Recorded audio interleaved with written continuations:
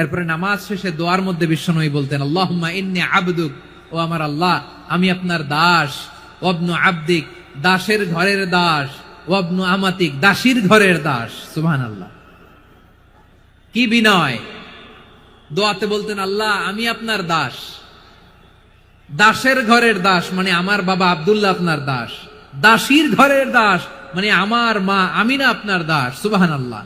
নাসিয়াতি বিয়াদিক, আমার মাথার চুলের ঝুঁটি আপনার হাতের মুঠোয়, আপনি যেখানে টানেন ওইখানে আমি যেতে বাধ্য। আপনি আমার চুল ধরে ডানে টান দিলে আমি ডানে যাই, বায়ে টান দিলে আমি বায়ে যাই, আমার কোনো ক্ষমতা নাই, সব ক্ষমতা আপনার।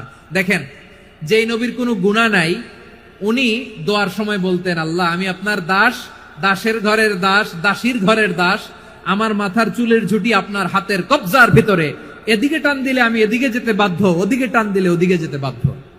যেই নবীর কোনো গুনাহ নাই নামাজে দাঁড়িয়ে থাকতে থাকতে পা ফুলায় ফেলতেন। যেই নবী নিষ্পাপ, কোনো গুনাহ নাই, কাঁদতে কাঁদতে দাড়ি ভিজায় ফেলতেন, জামা ভিজায় ফেলতেন, সিজদায় পড়ে জমিন ভিজায় ফেলতেন। পড়েন সুবহানাল্লাহ।